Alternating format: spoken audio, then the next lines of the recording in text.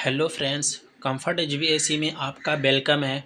आज हम बात करने वाले हैं रेफ्रिजरेटर के बारे में कि रेफ्रिजरेटर की वायरिंग कैसे होती है और इसके कंपोनेंट कौन कौन से होते हैं और इन सारे कंपोनेंट की वायरिंग कैसे की जाती है और ये हमारे जो सारे कंपोनेंट होते हैं ये वर्क कैसे करते हैं। तो आज हम इस सारा कुछ इस वीडियो में डिस्कस करने वाले हैं। तो अब हमारे वीडियो में लास्ट तक बने रहिए, आपको ज़रूर नया सीखने को मिलेगा। तो सबसे पहले हमारा रेफ्रिजरेटर का एक मेन पार्ट होता है, ये कंप्रेसर होता है। और जो सेकंड पार्ट होता है हमारा, ये रिले होता है। तो रिले का काम इतना होता है, इस पे हमारा फेस पॉइंट आता है और इसमें रनिंग और स्टार्टिंग दो पॉइंट होते हैं। तो स्टार्टिंग पे जो सप्लाई आती है वो कंप्रेसर को स्टार्ट करती है और रिले के अंदर एक प्लंजर होता है, वो प्लंजर आपस में टच होता है, फिर वो स्टार्टिंग पॉइंट पे सप्लाई जाती है और कंप्रेसर स्टार्ट होता है। स्टार्ट होने के बाद रिले का काम खलास हो जाता है और फिर उसके बाद एक हमारा ओएलपी होता है। ओएलपी यानी कि ओवरलोड होता है। ओवरलोड ये क्या काम करता है, जब हमारा कंप्रेसर ओवर हीट होता है तो ये सप्लाई को कट कर देता है। कंप्रेसर जैसे ही ओवर हीट होगा ये तुरंत सप्लाई को कट करेगा और कंप्रेसर हमारा ऑफ कंडीशन में हो जाता है। और हमारा एक डोर स्विच होता है। डोर स्विच का काम इतना होता है कि जब हमारा फ्रिज ओपन होएगा, जब हम डोर को ओपन करेंगे खोलेंगे, तब ये हमारा बल्ब ग्लो करेगा, बल्ब जलने लगेगा। और जैसे ही डोर को हम क्लोज करेंगे तो ये बल्ब जो हमारा है ये ऑफ कंडीशन में आ जाता है। तो डोर स्विच का इतना काम होता है।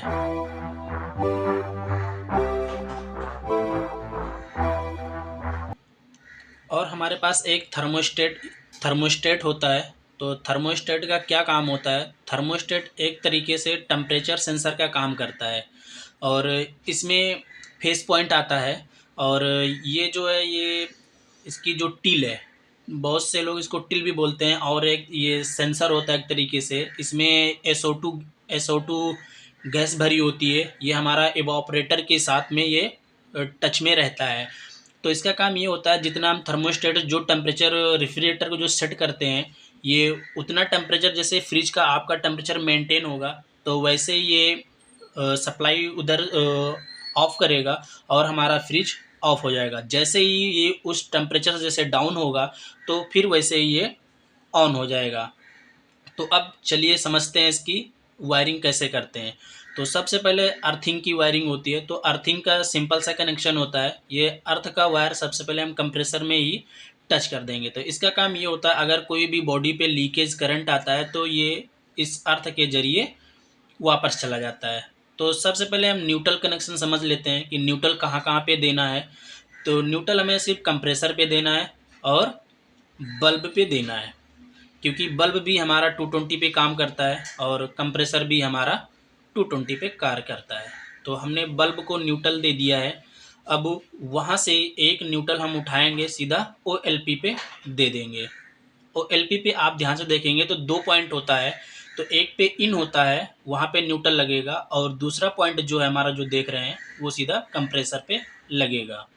तो अभी हमारा न्यूट्रल का पूरा प्रॉपर कनेक्शन हो चुका है। अब हम देखते हैं फेस का कनेक्शन। अब फेस का कनेक्शन हमारा कहाँ कहाँ पे जाएगा, डोर स्विच पे जाएगा और थर्मोस्टेट पे जाएगा और रिले पे जाएगा।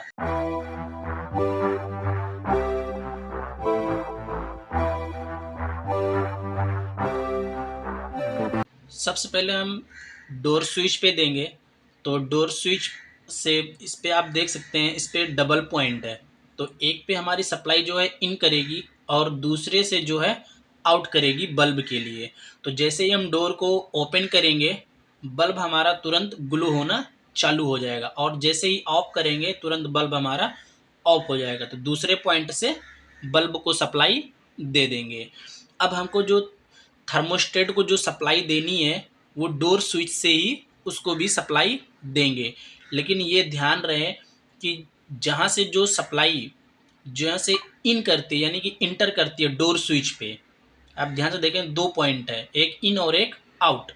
तो हमको आउट वाले से सप्लाई नहीं देना है, हमको इन वाले पॉइंट से सप्लाई देना है, या आप उसको लूप करके कहीं और से भी सप्लाई दे सकते हैं। तो हमने यहाँ से इसको लूप किया और ये थर्मोस्टेट को एक सप्लाई यहाँ पे दे दिया।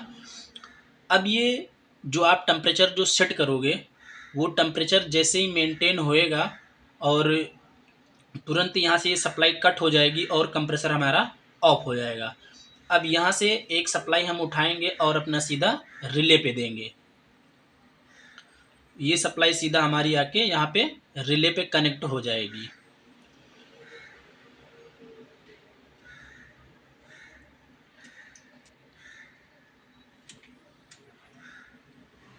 किसी किसी फ्रिज में आपको कैपेसिटर भी देखने को मिलेगा, और यहाँ पर हमने कैपेसिटर यूज़ नहीं किया हुआ है। तो यहाँ पे जो रिले होता है, रिले पे 2 पॉइंट होते हैं, रनिंग और स्टार्टिंग। तो इसमें एक प्लंजर होता है, प्लंजर की सहायता से कंप्रेसर को स्टार्टिंग पॉइंट पे सप्लाई मिलेगी और कंप्रेसर हमारा स्टार्ट हो जाएगा। और स्टार्ट होते ही उस प्लंजर फिर से हमारा ऑफ हो जाता है और स्टार्टिंग पॉइंट पे सप्लाई जाना बंद हो जाता है, और रनिंग पॉइंट पे सप्लाई जो है हमेशा चलती रहती है। तो इस तरीके से पूरा हमारा ये वायरिंग होता है।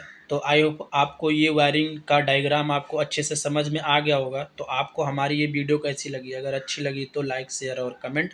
चैनल को सब्सक्राइब ज़रूर करें।